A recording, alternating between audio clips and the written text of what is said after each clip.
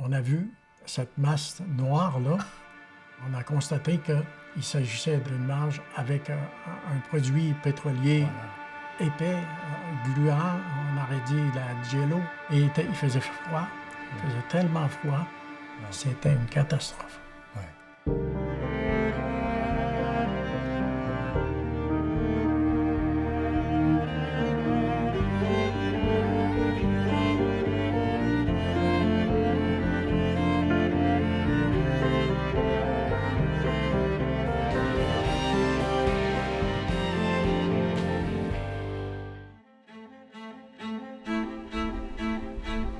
Il vente si fort dans la nuit du 2 au 3 décembre 1985 qu'une barge pétrolière au large de Matane finit par s'échouer. Des centaines de tonnes de pétrole se déversent alors dans le Saint-Laurent.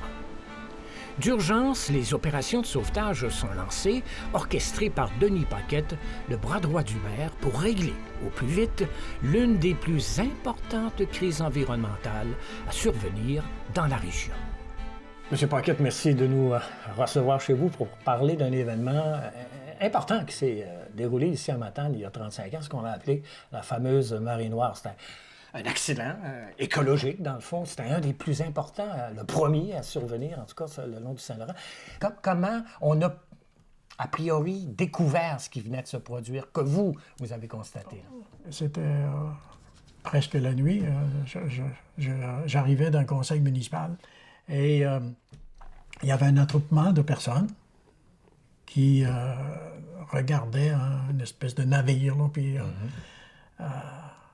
ce navire-là, il y avait un remorqueur à proximité. Que tout le monde, on s'est aperçu, c'est que la barge en question, détachée du remorqueur, en quelque sorte? Il y a eu une coupure du câble qui reliait et les vents et les vagues ont fait en sorte que la barge en question se dirige directement sur les roches. Ah, OK, voilà. Mais là, vous voyez quoi? Vous dites... On voit sortir d'une partie de cette barge? De cette barge-là, un liquide visqueux. Ça gèle presque. Ça se mêle avec le froisi de l'eau de mer.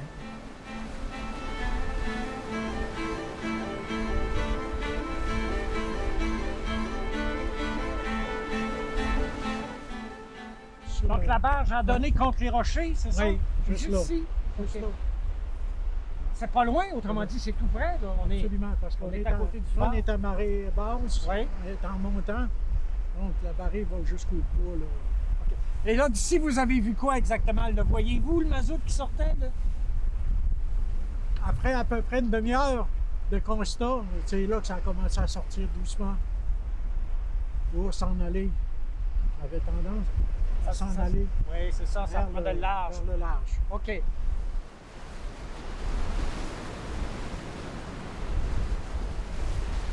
Veux pas, avec les vents qu'il y avait là, ça brassait. Puis là, ben, ça a déchiré un peu plus. En fait, la marée noire, appelons-la comme ça, là, elle s'étendait jusqu'où, en fait, tout le long? Les premiers jours, elle était active, cette marée-là, au Vieux-Port. Le Vieux-Port, il y avait une configuration qui est complètement différente aujourd'hui, mais elle s'arrêtait là. Okay. Sauf que toujours avec les vents de façon majeure, fait en sorte que ça a passé cette section-là, puis là, ça a commencé à prendre vers la plage. La destination de ce bunker-là, quelle était sa destination? C'est l'usine de pâte et papier à Bathurst, au Nouveau-Brunswick. Irving, c'était fourni par Irving. Normalement, le remorqueur aurait dû continuer sa course. Normalement, il aurait continué sa course, puis il n'avait jamais eu de problème non plus. Ouais. Il n'avait jamais eu de problème. Mais avec les vents, puis ce qui se passait là, ben, peut-être pris de panique un peu au travers de ça. Puis quand il a coupé le câble, s'il ne l'avait pas coupé, probablement que ça n'aurait pas arrivé. Peut-être une responsabilité. Il y a eu une enquête de toute façon par la suite. C'est ça. Et ça a été dit lors de l'enquête que bon... mais ça a été une décision qui a été prise par le capitaine qui était seul maître à bord en quelque sorte, mais avec les conséquences qu'on a connues. Là, exact. Parce que moi, ce que je dis, c'est ce que j'ai entendu, puis que ça se compte à côté d'une bière. On est juste deux. Là. Mais Ce qu'on m'a dit, c'est que ce qu'ils ont oublié de faire, c'est de raccourcir le fameux câble. Parce qu'ils pouvaient le raccourcir. Ça s'est fait trop vite. Les vents étant aussi forts, il a perdu comme milieu. Il n'avait pas de contrôle à 100% de son affaire. Puis,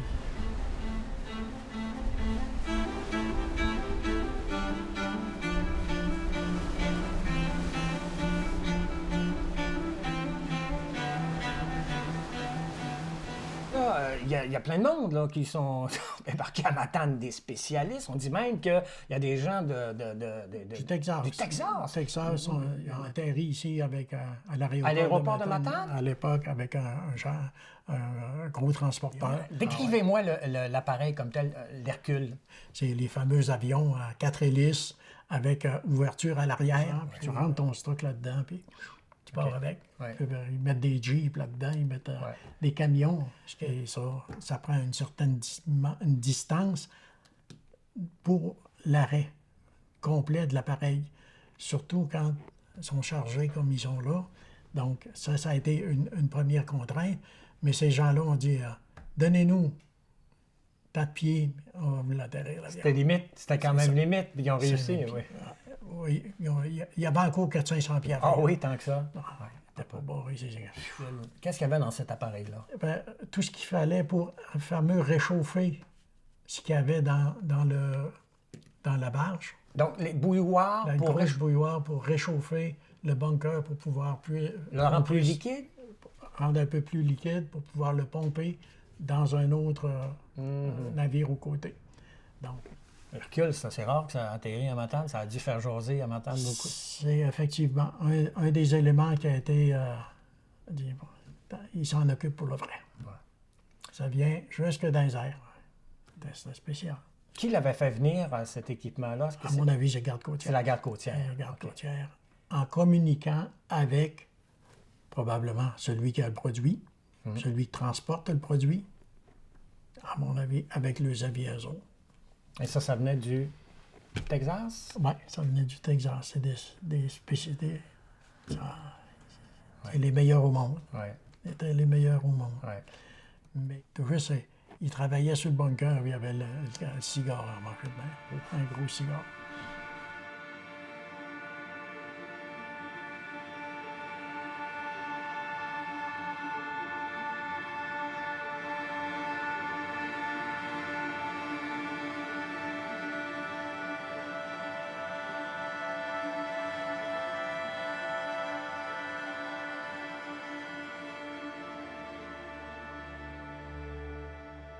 Ce qu'il fallait faire de toute urgence, c'était de transborder, de vider le contenu des cales, en fait, de ce... Exact. Et l'équipement en question qui était mobilisé relativement à ça a été utilisé pour vider cette portion-là, chauffer il fallait chauffer il fallait que ça soit chauffé, etc. Pour la rendre plus liquide et l'extirper. Rendre plus liquide, pour que soit moins lourd aussi, pour qu'on puisse le transborder. Et ça a pris une quinzaine de jours avant de pouvoir faire pendant tout ce temps-là, tout ce qui avait été sorti a continué à circuler du long de la plage. Mais comment récupérer justement cette matière-là? Pendant cette période-là, on parlait d'entre 200-225 personnes qui ont travaillé à ça. Ils procédaient de quelle façon, ces gens-là? Avec des pelles. Pelles mécaniques, camions, etc. Il y avait un site qui avait été aménagé spécifiquement là-dessus, près du site d'enfouissement de la municipalité. Ça a tout été transité dans cette section-là. Et plus tard, au printemps et en été, on est venu chercher ça. À la fonte des neiges. Ouais. Il y a une compagnie qui s'occupait effectivement de récupérer ce liquide-là. Et nettoyer le site aussi. Nettoyer le site, bien sûr. Et ça, avec l'approbation puis la coordination du ministère de l'Environnement qu'on avait à l'époque. Garde côtière. Il y avait une foule d'intervenants. Ça faisait beaucoup d'actions. Il y avait de l'action. Il y avait de l'action dans ce secteur-là. Mais il faisait tellement mauvais. On aurait dit que le vent avait resté collé.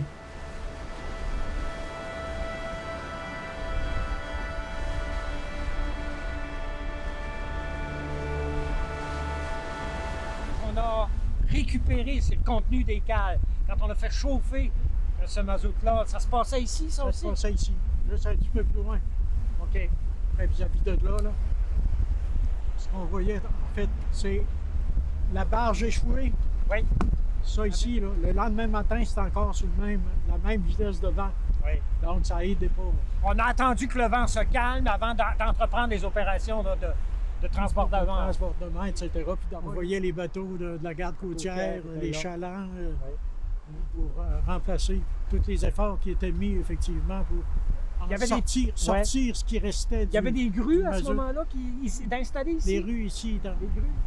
Avec un autre remorqueur, avec un autre chaland de l'autre côté, on transvidait pour alléger la coque, pour pouvoir éventuellement la sortir. Alors, elle a réussi à flotter à un moment donné, et puis là, elle a pu gagner de large.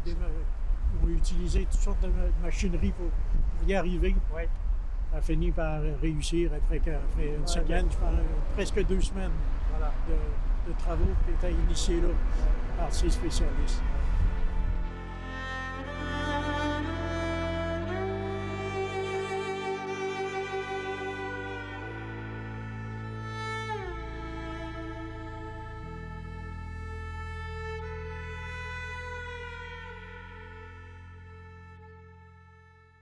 Avec les vents, la période où on était sur la route avec le ministère des Transports régulièrement, il fallait épandre de l'abrasif parce que, tu sais, ce liquide-là, avec l'eau, etc., ça fait une espèce de nuage nuage de pluie. Et ça collait à peu près partout. Sur la route, là? Sur la route. Donc c'est dangereux même pour les véhicules qui circulaient, là? Absolument. Donc, meilleur entretien pendant une certaine période. Il fallait nettoyer la chaussée aussi. Il fallait nettoyer ça, il fallait faire le ménage là-dedans, les affiches, toutes les affiches de signalisation, tout ça. Puis ça se faisait conjointement avec le ministère des Transports, parce qu'on sait que la rue la plus près ou la route la plus près de ce que c'est, d'où ça s'est produit, il n'y a pas beaucoup de maisons, mais le peu qu'il y avait, il fallait s'assurer que tout soit correct. Tout le monde est inquiet. Il y a les fameux journalistes qui débarquent forcément. Hein? Là, je vous vois sourire. Et ça, à gérer cet aspect-là, ça n'a pas dû être évident pour vous non plus. Non, il y avait des questions aussi il fallait y apporter des réponses que vous n'avez peut-être pas nécessairement non plus encore. On a eu des séances avec des journalistes qui ont été un petit peu houleux. Qu'est-ce qu'ils voulaient savoir? Quelles questions vous posaient-ils, les journalistes, là, qui étaient un petit peu dérangeantes? Là? Vous faites quoi avec la rivière à saumon? Quelle est votre préoccupation? Êtes-vous assuré que la SOGERM, qui est responsable de la rivière, s'assure que les autres aussi sont en mesure de faire leurs études et leurs analyses?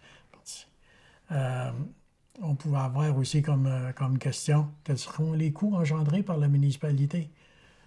Quel genre d'entente vous avez avec la garde côtière canadienne pour... etc. Ça a été... Mais on tentait toujours de trouver une réponse qui était positive malgré tout le désordre que ça pouvait causer. Donc, la recherche de la solution puis la recherche du bienfait par des gens du milieu, entre autres, c'était notre préoccupation, puis c'est à laquelle on répondait rapidement, parce que c'est mieux de donner de l'information sûre, puis quand elle ne l'est pas, de promettre d'aller chercher la réponse. Ouais. Donc, ça a été une expérience pour tous les employés. Aussi, c'est vrai, il faut pas tous les employés de la municipalité. Je pense que ça... Pendant toute cette période-là, puis il y a des journées que le 25 décembre, là, ces gens-là, ils étaient là. Ouais. Ils ramassaient. Ouais. C'est un gros effort, hein? Ah, absolument, absolument. Et on les a dit, hein, pour ça. Ouais. On les a dit, puis moi, j'ai jamais cessé de le répéter. C'est avec des équipes comme ça qu'on réussit à faire de grandes choses. Avec, souvent, pas grand-chose.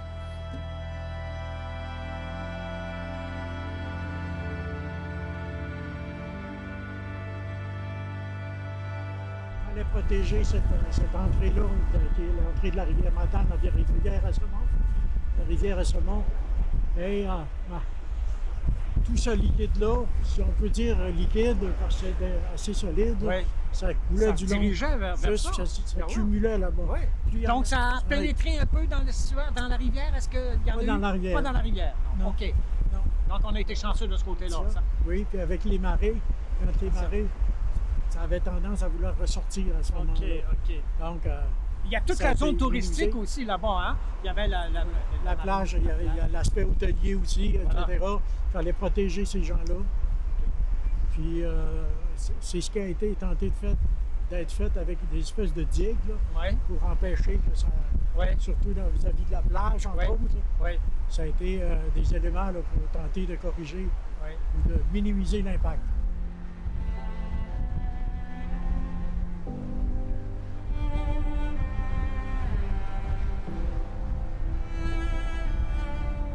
Mais il reste, la population, elle, est inquiète. C'est à vous, à la municipalité, qu'elle s'adressait, là. Exact. Pendant cette période-là, on a établi à tous les 15 jours, qu'on donnait l'information qu'on avait reçue relativement à l'ensemble des opérations. Donc ça a été notre préoccupation première. S'assurer que les citoyens de Matane savent ce qui se passe. On connaît les gens de Matane, on sait que ce sont des gens qui sont fiers, c'est des gens qui sont accueillants. Mais disons que cette marée noire-là, ça fragilisait cet aspect-là. Mais quand même, on donnait la chance aux coureurs. Il y avait des bons intervenants, il y avait des gens qui étaient en mesure de répondre à nos questions quand on en avait.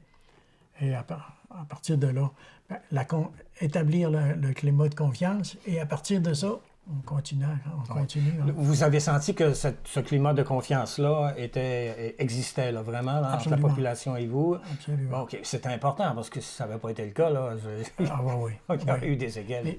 Il y a peut-être un aspect positif qu'on peut dire. Il y a plusieurs personnes qui ont travaillé à cette période-là, dans cette période-là. Ces gens-là étaient fiers. Quand tout a été complété, puis que ces gens-là étaient fiers maintenant d'avoir participé à cet événement-là, puis d'avoir assuré un meilleur... Oui, c'est l'envers de la médaille. C'est un peu paradoxal, si on veut. Exact, Mais exact. il y a eu des retombées. Il y a eu des retombées économiques, c'est évident. Seulement que les hôtels, etc., tout ça, les repas, c'est fait plusieurs personnes. Dans une période, on parle du mois de décembre, il y avait beaucoup de cerveaux à Matane. Dans cette période-là, je peux vous dire qu'il y en avait de toutes les sortes. Puis l'objectif, c'était pas d'apprendre, c'était de réaliser les choses. On apprend, on réalise les choses. Il fallait redonner, je pense, les lettres de noblesse de cette partie du fleuve-là qui est en avant de chez nous. Puis qu'on a besoin. C'est un cas de figure, un cas d'espèce, en tout cas un cas qui a fait école, en quelque sorte. Là. Absolument. Ah, absolument. Ces gens, les gens de garde côtière et environnement, puis tu sais, cette équipe de spécialistes, puis s'adjoindre, ils n'ont jamais lésiné sur rien. Ça fallait sortir gagnant. Cette marée-là, il fallait l'enlever de là. Puis peu importe où elle va, on va y être. Il faut qu'elle disparaisse. Puis on a ça de là.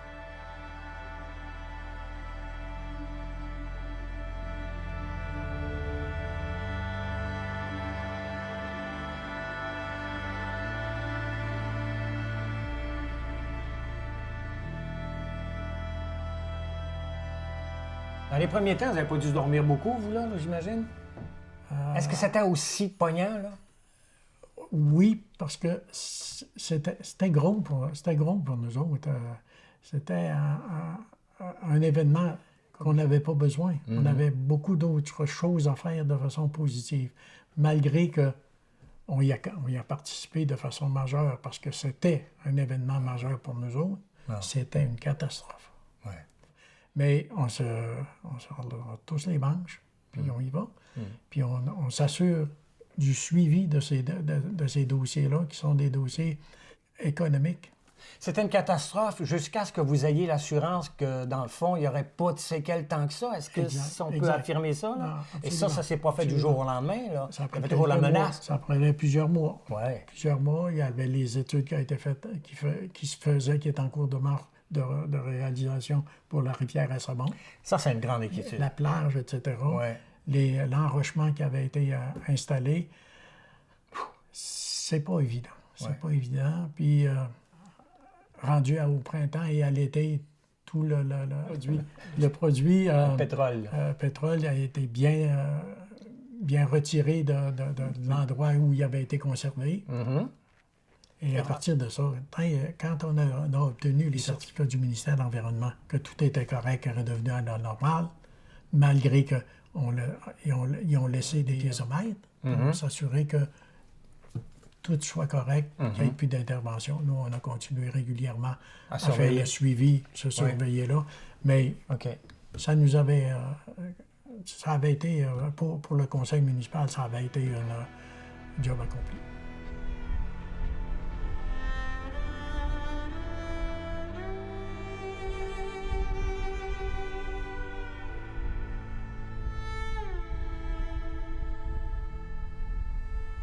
Dans la suite de ces événements-là, est-ce qu'on a raffiné, justement, le cadre des mesures d'urgence à Matane, sachant que, bon... Absolument. Ça a été refait, ça. Ça a été fait au goût du jour, et ça se refait au goût du jour. La marée ayant été le point de départ de cette... Oui, parce qu'il y a les glissements de terrain, il y a les inondations, etc. Donc, il y a un volet qui s'applique à tout le monde, puis il y a un volet particulier dépendamment de l'événement. Et ça, c'est même au Québec à l'heure actuelle. C'est la façon de faire, surtout avec l'érosion des berges qu'on connaît, etc. Ouais. C'est sûr. Mais c'était une expérience qui vous a aguerri beaucoup, ça. Sans doute, ça a été le départ d'une carrière de près de 40 ans dans le monde municipal. Ouais.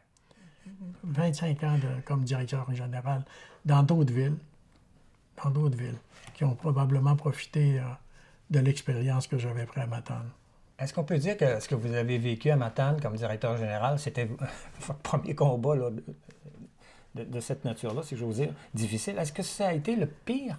Ça a été le numéro 1 de la grande route vers une carrière municipale. L'équipe. Matane a été pour moi une vague d'événements, de réalisations, mais entourée toujours par une équipe municipale extrêmement importante. Matane, c'était ça. Le courage que ces gens-là ont mis là-dedans. On avait des directeurs de service, on avait jusqu'au journalier et aux signaleurs. Ces gens-là ont toujours été... On avait des divergences d'opinion sur certaines choses. On négociait des conventions collectives. Ça revenait toujours. Il y a effectivement une équipe municipale qui était au service des citoyens. Puis c'est ça l'objectif. Ça a toujours été le mien d'ailleurs. Parce que la journée où j'étais plus en mesure de donner ce service-là de cette façon-là, j'allais ailleurs. Voilà. Et je l'ai fait d'ailleurs. Au milieu de la tempête, quand on se serre les coudes, il y a moyen de voir le bout du tunnel. C'est un peu ce qui s'est produit ici. Hein. Absolument. Mais toujours garder la lumière au bout du tunnel, que ce soit juste une lanterne. Une chandelle. Une chandelle allumée. Oui. Mais gardez ça, une petite veilleuse qui va veiller justement à ce que vous vous rappelez. Voilà ce qui s'est passé. Mais pas nécessairement une lampe à pétrole, là. Absolument pas. Non, parce qu'elle brûlera encore. Merci beaucoup. Ça m'a fait plaisir.